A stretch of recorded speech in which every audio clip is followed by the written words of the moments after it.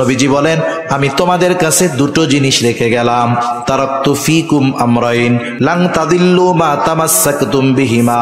ওই দুটো জিনিস যদি তোমরা আঁকড়িয়ে ধরো, নবীজি বলেন কখনোই তোমরা পথভ্রষ্ট হবে না। দুইটা জিনিস কি?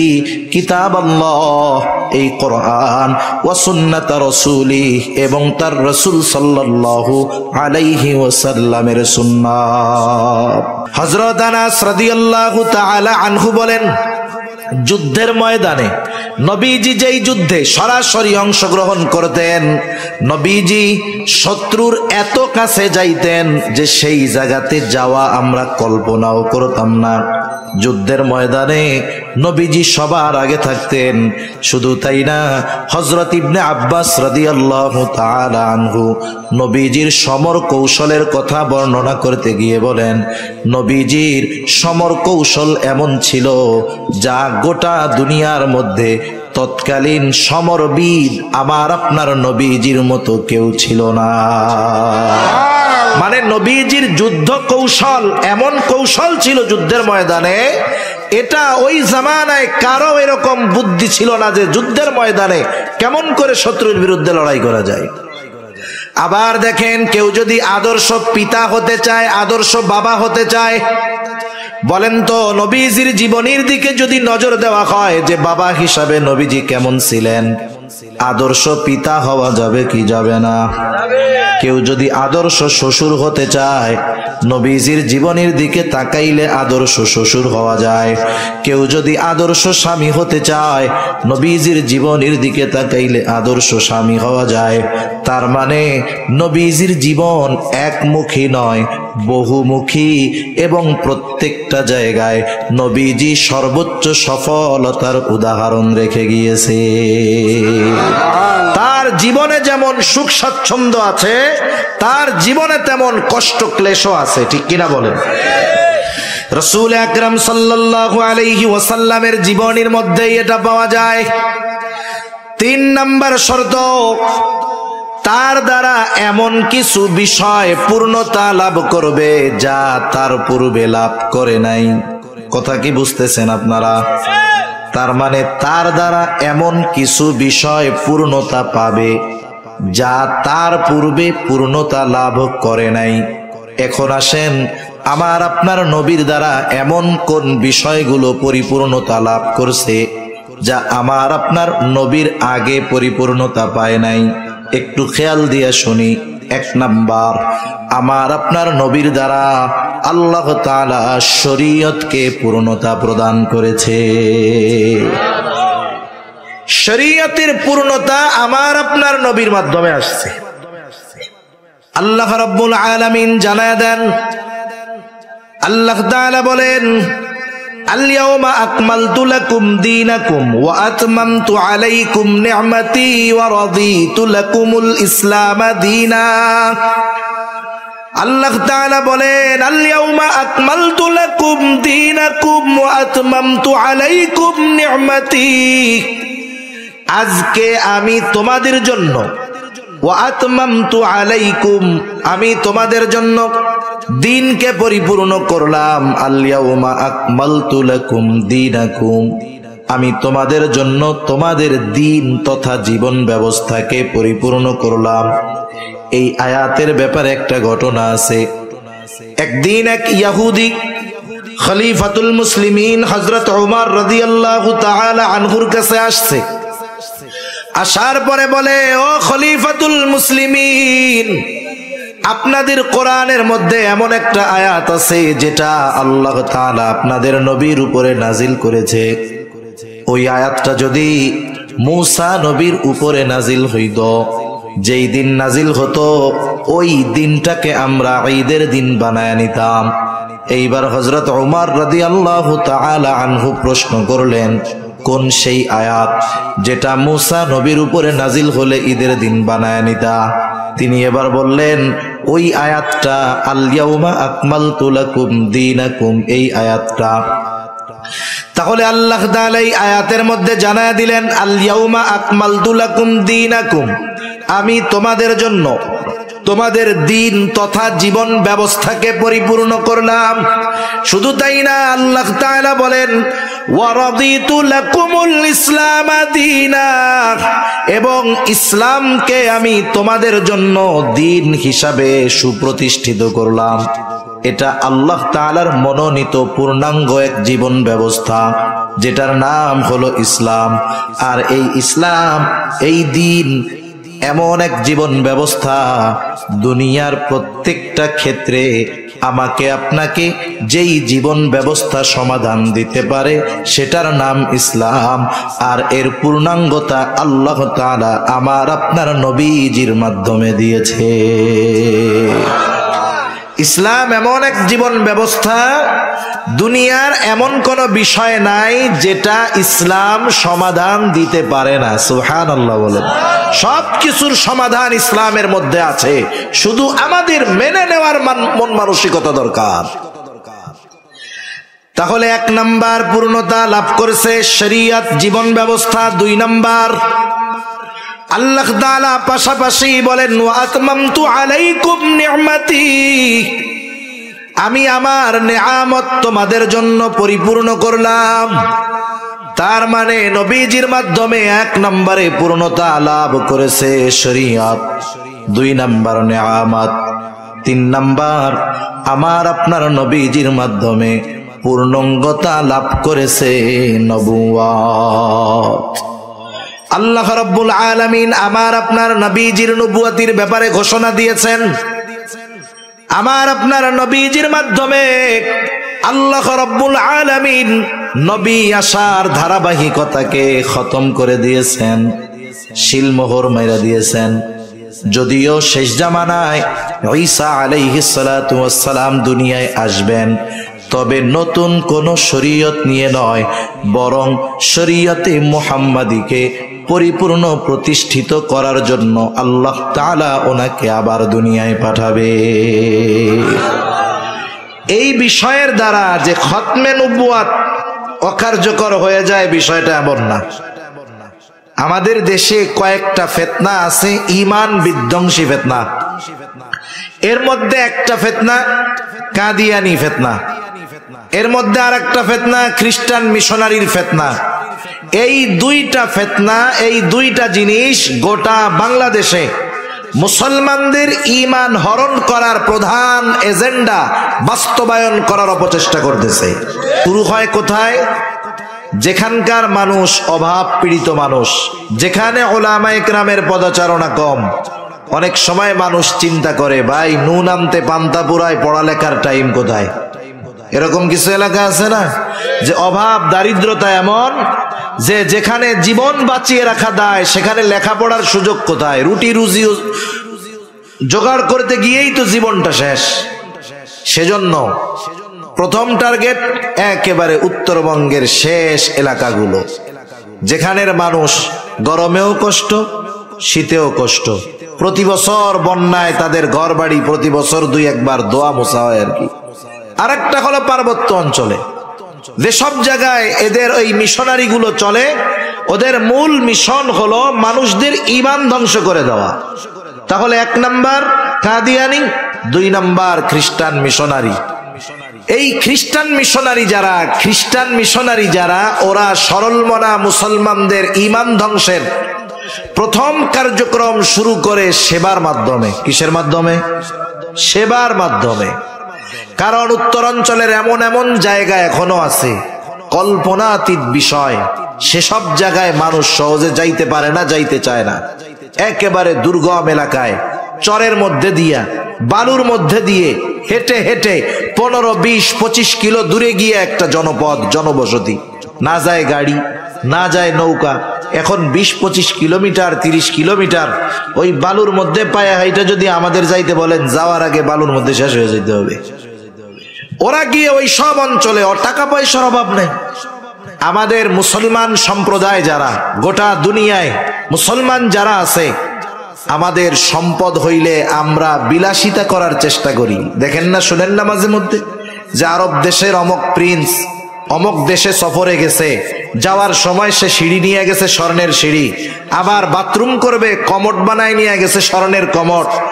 এরা সম্পদ পাইলে বিলাসিতা করে, আর ওই খ্রিস্টানেরা সম্পদ পাইলে তাদের ওই ধর্মকে গোটা বিশ্বের মানুষের কাছে পৌঁছে দেওয়ার জন্য তাদের জীবনের অর্জিত সম্পদগুলোর বড় একটা অংশ খ্রিস্টান মিশনারিতে দান করে দেয়।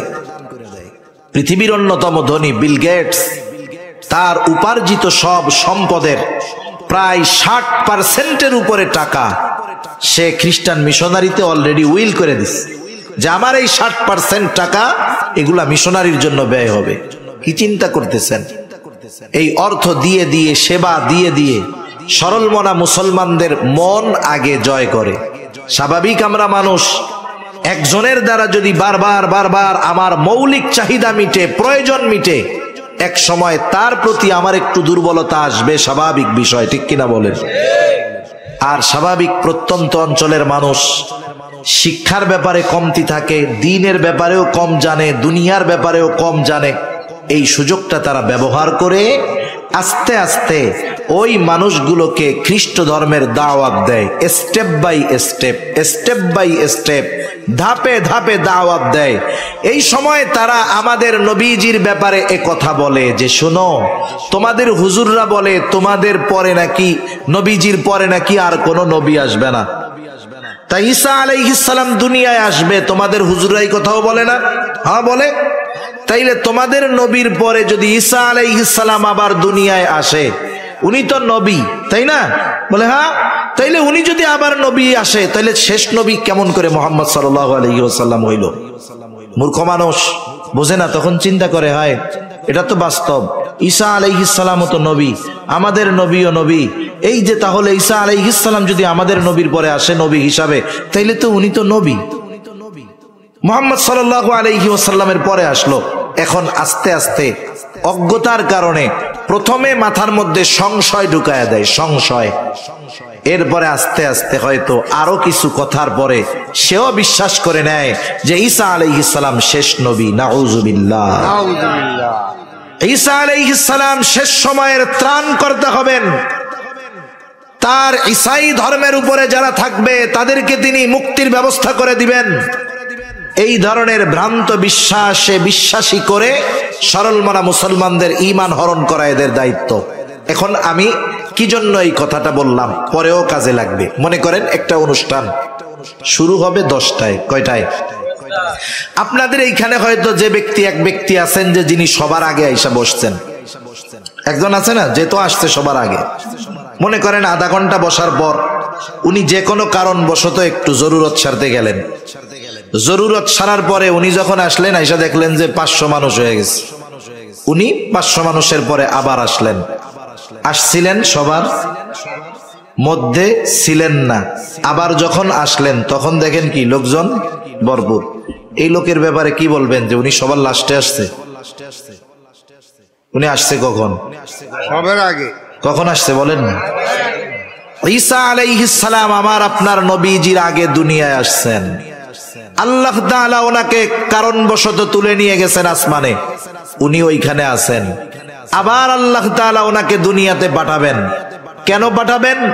নতুন কোন শরীয়ত দিয়ে নয়, নতুন কোন জীবন ব্যবস্থা দিয়ে নয়, বরং এই শরীয়তকে বিশ্বব্যাপী প্রতিষ্ঠার দায়িত্ব নিয়েই তিনি দুনিয়ায় আসবেন। কাফেরদেরকে সমূলে নির্মূল করার মিশন নিয়েই তিনি দুনিয়ায় আসবেন। আল্লাহ তাআলা ওনাকে পাঠিয়েছেন আমার আপনার নবীজির আগে, কারণবশত উঠায় নিয়েছেন। আবার নবুয়তির পরে তিনি আমার আপনার নবীর পরে শেষ জামানায় দুনিয়ায় আসবেন। উনি আবার আসার কারণে এ কথা বলার সুযোগ নাই উনি শেষ নবী। বলার সুযোগ আছে? কারণ ওনার মূল আগমন ঘটছে আগে, ওটাকেই ধর্তব্য হবে। শেষ জামানায় উনি আসবেন, উম্মতে মুহাম্মাদির এই মুহাম্মাদি শরীয়তের দাওয়াতি কাজই তিনি করবেন। সুতরাং খ্রিস্টানেরা যেই বিষয়ে দাবি করে আমার আপনার নবীজির খতমে নবুয়াতকে অস্বীকার করে, এটা কখনোই গ্রহণযোগ্য হতে পারে না। এখন খ্রিস্টানরা করে করুক, সেটা এক বিষয়। আরেকটা সম্প্রদায় হলো কাদিয়ানি সম্প্রদায়, যারাও আমার আপনার নবীজির খতমে নবুয়াতকে অস্বীকার করে। কাদিয়ানি গোলাম আহমদ কাদিয়ানির একটা বক্তব্য এরকম, খতমে নবুয়ত দ্বারা উনি বোঝাতে চাচ্ছেন যে এতকাল আল্লাহ তাআলার নবী পাঠানোর দায়িত্ব শেষ হইছে আমার আপনার নবীর দ্বারা। এখন আমার আপনার নবী যদি চায় নবুয়ত বন্টন করতে পারবে, নাউযুবিল্লাহ বলেন। তার দাবি ওই মুহাম্মদ সাল্লাল্লাহু আলাইহি ওয়াসাল্লামের বন্টনকৃত নবী যারা, তাদের মধ্যে একজন হলো গোলাম আহমদ কাদিয়ানী, নাউযুবিল্লাহ বলেন। এজন্য দেখবেন কাদিয়ানীরাও তাদের কালিমায়ে লা ইলাহা ইল্লাল্লাহ মুহাম্মাদুর রাসূলুল্লাহ এটাই বলে। এখন বলেন তো, ঘুরায়া ফিরায়া যেভাবেই হোক তারা গোলাম আহমদ কাদিয়ানীকে নবী বানাতে চায়, এটা তাদের মূল টার্গেট। এখন কেউ যদি গোলাম আহমদ কাদিয়ানীকে নবী হিসাবে স্বীকার করে, তাহলে কোরআনুল কারীমে খতমে নবুয়তের স্পষ্ট বক্তব্য আল্লাহ তাআলা দিয়েছেন। আল্লাহ তাআলা বলেন, মা কানা মুহাম্মাদুন আবা আহাদিম মির রিজালিকুম ওয়ালাকিন রাসূলুল্লাহ ওয়া খাতামান নাবিয়্যিন। আল্লাহ রাব্বুল আলামিন বলেন, মা কানা মুহাম্মাদুন আবা আহাদিম মির রিজালিকুম ওয়ালাকিন রাসূলুল্লাহি ওয়া খাতামান নাবিয়্যিন। মুহাম্মদ সাল্লাল্লাহু আলাইহি ওয়াসাল্লাম তোমাদের কোন পুরুষের পিতা নন। ওয়ালাকিন রাসূলুল্লাহি ওয়া খাতামান নাবিয়্যিন, তিনি হলেন আল্লাহর প্রেরিত রাসূল এবং শেষ নবী। মুফাসসিরিনে কেরাম বলেন, এটা হলো খতমে নবুয়তের অকাট্য দলিল, আর কোন দলিলের প্রয়োজন নাই। সাথে সাথে নবীজি সাল্লাল্লাহু আলাইহি ওয়াসাল্লামের বক্তব্য হলো, আনা খাতামুন নবিয়্যিন লা নাবিয়্যা বাদি, আমি শেষ নবী, আমার পরে আর কোন নবী নাই। এখন একটা মানুষ বেঈমান হওয়ার জন্য গোটা কোরআনুল কারীমকে অবিশ্বাস করা লাগবে না, কোরআনুল কারীমের একটা পারাকে অবিশ্বাস করা লাগবে না, কোরআনুল কারীমের একটা সূরাকে অস্বীকার করা লাগবে না, কোরআনুল কারীমের একটা রুকুকে অস্বীকার করা লাগবে না, কোরআনুল কারীমের একটা আয়াতকে অস্বীকার করা লাগবে না, কোরআনুল কারীমের একটা শব্দকে অস্বীকার করা লাগবে না। কেউ যদি কোরআনুল কারীমের একটা অক্ষরকে অবিশ্বাস করে, বেঈমান হওয়ার জন্য এটাই যথেষ্ট। কোরআনুল কারীমের মধ্যে অনেকগুলা সূরার শুরুতে একটা একটা অক্ষর আছে। যেমন এক সূরার শুরুতে আছে কফ, আরেক সূরার শুরুতে আছে সাদ, আরেক সূরার শুরুতে আছে নুন, একটা একটা অক্ষর। এখন যদি গোটা দুনিয়ার মুফাসসিরদেরকে জিজ্ঞাসা করা হয়, বলেন তো নুন শব্দের অর্থ কি, কফ শব্দের অর্থ কি, সাদ শব্দের অর্থ কি, গোটা দুনিয়ার মুফাসসিরিনে কেরাম এই বিষয়টাতে একমত, একই বক্তব্য। তারা সকলেই বলেন, আল্লাহু আ'লামু বিমুরাদিহি, এই নুন দ্বারা, সাদ দ্বারা, কফ দ্বারা উদ্দেশ্য কি সেটা যিনি জানেন তিনি কে? আল্লাহ। এখন যদি কেউ বলে যেই শব্দের উদ্দেশ্য জানা যায় না, অর্থ জানা যায় না, যার অক্ষর, যেই অক্ষরের অর্থ জানা নাই, যেই অক্ষরের উদ্দেশ্য জানা নাই, এই অক্ষরটা মানি না, বলেন তো ওই একটা অক্ষর নুন যদি অস্বীকার করে, তাহলে তার ঈমান থাকবে নাকি যাবে?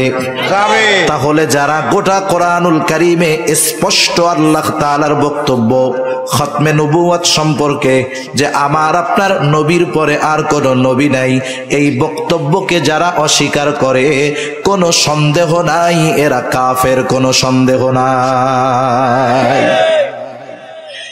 এখন প্রশ্ন হতে পারে, হুজুর দলিলের আলোকে বুঝলাম এরা কাফের, যে কাফের সে কাফের, লাল তো লাল, কালো তো কালা, সাদা তো সাদা, এর জন্য আবার আপনার সরকারের কাছে কেন আপনারা দাবি করেন যে রাষ্ট্রীয়ভাবে কাফের ঘোষণা করে দেওয়া হবে?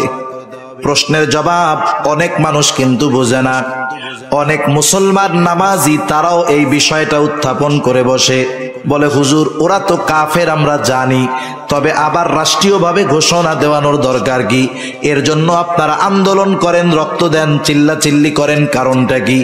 তাদেরও এই প্রশ্নের জবাবে একথা বলা যায় যে শোনেন, বিষয়টা তো এই রকম, নাগরিক হিসাবে প্রত্যেকটা মানুষ রাষ্ট্রীয় সুযোগ সুবিধা ভোগ করবে, আমাদের কোনো বাধা নাই।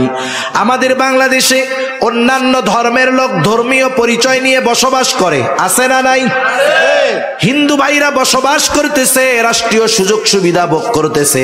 আমরা কোনোদিন বলি নাই হিন্দুদের এই সুবিধা দেওয়া যাবে না, বলছি নাকি? খ্রিস্টানদের দেওয়া যাবে না, বলেছি নাকি? বৌদ্ধদের দেওয়া যাবে না, বলছি নাকি? তাইলে কাদিয়ানীদের ব্যাপারে এত কঠোর কেন? ইউসুফ লুধিয়ানী রহমাতুল্লাহি আলাইহি এই কাদিয়ানীদের ব্যাপারে বলেন, সাধারণ কাফের আর কাদিয়ানী কাফের এই দুইটা কিন্তু এক ধরনের নয়। সাধারণ কাফের পরিচয় নিয়েই তারা কাফের, আর ওই কাফের কাদিয়ানী কাফের তারা তাদের পরিচয় গোপন করে কাফের। এরা আরেকটু জঘন্য, আরেকটু জঘন্য কি? এরা এদের পরিচয়কে প্রকাশ করে কুফুরিকে ইসলামের আলোতে আলোকিত করতে চায়। ওরা ওদের কুফুরিটাকে ইসলাম হিসাবে প্রতিষ্ঠিত করতে চায়। এই দৃষ্টিকোণ থেকে উনি কাফের তিন ধরনের হতে পারে বলে বলেছেন। এক নাম্বার কাফের, যে নিজের কুফুরিকে প্রকাশ্যভাবে স্বীকার করে, যেমন একজন হিন্দু, বৌদ্ধ, খ্রিস্টান, আমাদের ধর্মীয় আলোকে তারা কাফের, ঠিক কিনা বলেন? আর এক দল হলো কুফুরি গোপন করে, এরা হলো মুনাফিক। কুফুরি গোপন করে ইসলামকে দেখায় যে আমি মুসলমান, নামাজি, এরা মুনাফিক। আর এক দল, এরা কুফুরি গোপন করে ওই কুফুরিকে ইসলাম হিসাবে প্রতিষ্ঠিত করতে চায়। এই তৃতীয় অবস্থা হলো কাদিয়ানীদের। এই জন্য এরা সাধারণ কাফের এবং মুনাফিকদের চাইতে বেশি জঘন্য। এখন প্রশ্ন হলো, আমাদের প্রত্যেকের পরিচয়ের মধ্যে লেখা থাকে, দেখবেন বাপের নাম, দাদার নাম, তারপরে কোন দেশি মানুষ, বাংলাদেশি, ধর্ম কি, ইসলাম, আমরা লিখি সুন্নি ব্রাকেটে, ঠিক না? ওরাও নিজেদেরকে নিজেদের পরিচয়ের মধ্যে মুসলিম হিসাবে পরিচয় প্রদান করে। এখন বলেন, ওই খতমে নবুয়াতকে যারা অস্বীকার করে তারা কি মুসলিম না অমুসলিম? আমরাও বলি তারা সকল সুযোগ সুবিধা গ্রহণ করবে, তবে মুসলিম পরিচয়ে নয়, অমুসলিম পরিচয়ে, ঠিক কিনা বলেন? কাদিয়ানীরা কেমন কাফের? এরা ইসলামের ব্যানার নিয়ে কুফুরি করতেছে। যেমন একজন মদ বিক্রয় করে, মদকে মদ বলে, বাজারে মদের দোকান ঝুলায় রাখছে, সাজায় রাখছে, লেখা আছে মদ। সে বিশ্বাস করতেছে মদ, ক্রেতা মদ মনে করেই মদ কিনতেছে, কবিরা গুনাহ, কোনো সন্দেহ নাই। কিন্তু কাদিয়ানীদের সিস্টেমটা কি? ওরা মদের বোতলে লেবেল লাগায়া দিছে মা উ জমজম। বোতলের মধ্যে আছে কি? মদ। ইসে দিছে কি? জমজমের পানি। কথা বোঝা গেছে? এখন বলেন, অপরাধী আপনি কাকে বড় অপরাধী বলবেন? যে মদের বোতলে মদ লেখে বিক্রয় করতেছে, নাকি যে মদের বোতলে জমজম লেখা বিক্রয় করতেছে? সেজন্য বুঝতে হবে, সাধারণ কাফেরের চাইতে এই কাদিয়ানীদের কুফুরিটা মুসলমানদের জন্য আরো বেশি ঈমান বিধ্বংসী, ঠিক কিনা বলেন? এজন্য রাষ্ট্রীয়ভাবে তাদের একটি ধর্মীয় পরিচয় দিয়ে দিবে, এরপরে তারা রাষ্ট্রের সুযোগ সুবিধা গ্রহণ করবে। আমাদের কোনো আপত্তি নাই। আপত্তি ওই জায়গায় যে তারা সমাজে বসবাস করবে মুসলিম পরিচয়ে নয়, বরং কাফের পরিচয়ে, ঠিক কিনা বলে? নবীজির খতমে নবুয়াত সংরক্ষণ করার জন্য মুসলমানদের তৈয়ার থাকতে হবে। কারণ এই খতমে নবুয়াতের উপরে বারবার আঘাত আসতেছে। আমাদের দেশে কাদিয়ানীরা আস্তে আস্তে তাদের নেটওয়ার্ক ছড়ায় ফেলতেছে। আফসোস তো লাগে তখন যে উম্মতে মুহাম্মাদি, নবীজির উম্মত, আর এক উম্মত যখন নবীজির খতমে নবুয়াত সংরক্ষণের জন্য ময়দানে নামে, আর এক মুমিন যখন গুলি চালায়, তখন এর চাইতে কষ্টের আর কিছু থাকে না, ঠিক কিনা বলেন? সেজন্য দেখেন, এই কাদিয়ানীরা চেষ্টা করেছিল ৩, ৪, ৫ পঞ্চগড়, এটা কাদিয়ানীদের একটা ঘাঁটি, বিশাল এরিয়ার পর এরিয়া তারা কিনে ফেলছে। গোটা বাংলাদেশের টাকা পয়সাই তো কাদিয়ানীরা সব নিয়ে যাইতেছে। বুঝেন, কাদিয়ানীদের পণ্য ঘরে ঘরে পৌঁছায় গেছে। তাদের নেটওয়ার্কিং সিস্টেম কতটা বিস্তৃত। তারা এই ৩ দিন ইজতেমা করতে চেয়েছে। মুসলমান হয়তো আমলের দিক দিয়ে ত্রুটি আছে, কমতি আছে, কিন্তু কিছু বিষয় আছে সেই সব জায়গায় যখন কেউ আঘাত করে বেনামাজিও তখন বসে থাকতে পারে না ঈমানের কারণে, ঠিক কিনা বলেন? আপনাদের বোলায়ও তো আপনারা দেখছেন নবী প্রেমিকেরা, দাড়ি টুপিওয়ালা বাদ দেন না, সাধারণ মানুষ যারা ছিল ঈমানের মোহাব্বত, নবীজির মোহাব্বতে ময়দানে নামতে দ্বিধাবোধ করে নাই, ঠিক কিনা বলেন? পঞ্চগড়ের মুসলমানেরা নামছে, হায় হায় মুসলমানদের উপরে গুলি করা হলো, ছোট ছোট বাচ্চাদের গুলি লাগলো, এক ভাই আমার শাহাদাত বরণ করলেন। আর একটা বিষয় হলো মনে রাখতে হবে, যেই কারণে যেই জমিনে ইখলাসওয়ালা মুমিনের রক্ত যেই জমিনের উপরে পড়বে, যেই কারণে ওই রক্ত বর্ষিত হবে, ওই যেই কারণে রক্ত জমিনে পতিত হবে, আল্লাহ তাআলা ওই বিষয়ের সফলতা ওই রক্তের বদৌলতে দিবেন ইনশাআল্লাহ। তাদের ইস্তেমা বন্ধ হয়েছে সাময়িকভাবে বন্ধ, কিন্তু তারা যেন ভবিষ্যতে মাথা চাড়া দিয়ে না উঠতে পারে, এজন্য আমাদের প্রত্যেককে সর্ব অবস্থায় সচেতনতা এবং সাবধানতা অবলম্বন করতে হবে, ঠিক কিনা বলেন? কারণ এই বিষয়টা আমল সম্পৃক্ত বিষয় নয়, খতমে নবুয়াত এটা ঈমান সম্পৃক্ত বিষয়। আর আমার সব নিয়ে যাও অসুবিধা নাই, কিন্তু ঈমানের উপরে আঘাত আসলে বসে থাকা যাবে না। এই বিষয়টার জন্য প্রস্তুত থাকতে হবে। আর এই নবীজির শানের ব্যাপারে, খতমে নবুয়াতের ব্যাপারে আমাদের জানতে হবে, উলামায়ে কেরামের সুপরামর্শের আলোকে ইনশাআল্লাহ সামনে অগ্রসর হতে হবে। ইনশাআল্লাহ পারা যাবে তো? আল্লাহ তৌফিক দান করুন। তাহলে আল্লাহ তাআলা আমার আপনার নবীজির মাধ্যমে নবুয়াতকে পরিপূর্ণতা প্রদান করেছেন, যা অতীতের কোন নবীর মাধ্যমে আল্লাহ তাআলা করেন নাই। 4 নাম্বার, আল্লাহ রাব্বুল আলামিন আমার আপনার নবীজির মাধ্যমে আখলাকের পূর্ণতা প্রদান করেছেন। আমার আপনার নবীজির আগে যত নবী দুনিয়ায় ছিল প্রত্যেকে উত্তম আখলাকওয়ালা, কোনো সন্দেহ নাই। তবে আমার আপনার নবী শুধুমাত্র উত্তম আখলাকওয়ালা নবী নয়, বরং আমার আপনার নবী হলেন উত্তম আখলাকে পরিপূর্ণতা প্রদান করনেওয়ালা নবী। আমার আপনার নবীজির চারিত্রিক সনদ দুনিয়ার কেউ দেয় নাই।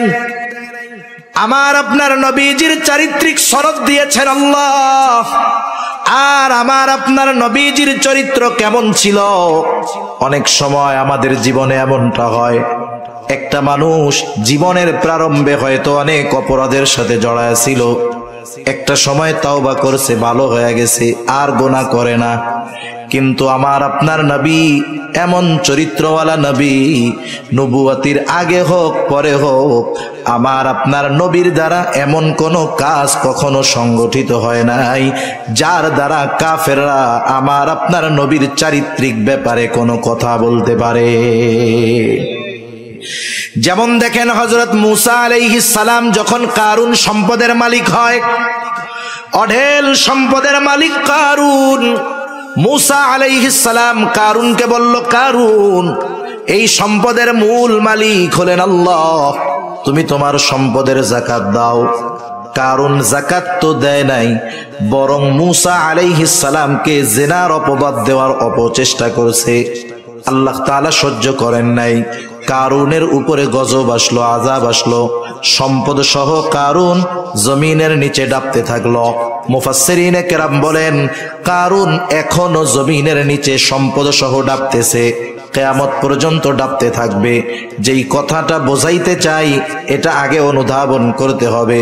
উদ্দেশ্য হলো কারুন মূসা নবীর উম্মত, মূসা নবীর ব্যাপারে জেনার অপবাদ দেওয়ার অপচেষ্টা করছে। কিন্তু আমার আপনার নবীর যত উম্মত ছিল, যত বিরোধী হোক, নবীকে হত্যা করার অপচেষ্টা করেছে, কিন্তু আমার আপনার নবীর চারিত্রিক ব্যাপারে কোনো অপবাদ দেওয়ার দুঃসাহস কেউ করে নাই। আপনি সিরাতের কিতাব খুঁজেন, এক জায়গায়ও পাবেন না আমার আপনার নবীজিকে কাফেররা কোন চারিত্রিক বিষয়ে অপবাদ দেওয়ার অপচেষ্টা করেছে, পারে নাই। কারণ আল্লাহ তাআলা আমার আপনার নবীজির চরিত্রকে শুরুর থেকে নিয়েই সংরক্ষিত করেছেন, সংরক্ষণ করেছেন। নবুয়তির পরে যেই বিষয়টা কোরআনের মাধ্যমে অথবা নবীজির হাদিসের মাধ্যমে নিষিদ্ধ করা হয়েছে, এমন কোন বিষয় নবীজি নবুয়তির আগে করেছেন এমন কোন প্রমাণ কেউ দেখাতে পারবে না। যেই বিষয়টা শরীয়তে মুহাম্মাদির মধ্যে হারাম করা হয়েছে ওই বিষয়টা নবুয়তির পূর্বে আমার আপনার নবীর দ্বারা সংগঠিত হয়েছে এমনটা কেউ দেখাতে পারবে না। গোটা সিরাতের কিতাব খুঁজেন, পাবেন না কোথাও। বরং রাসূলুল্লাহ সাল্লাল্লাহু আলাইহি ওয়াসাল্লামের যৌবনকালে কাফেররাই আমার আপনার নবীজির চারিত্রিক ব্যাপারে বলেছে সাদেক, আমিন, সত্যবাদী, আমানতদার। নবীজির উপাধি কাফেররা দিয়েছে।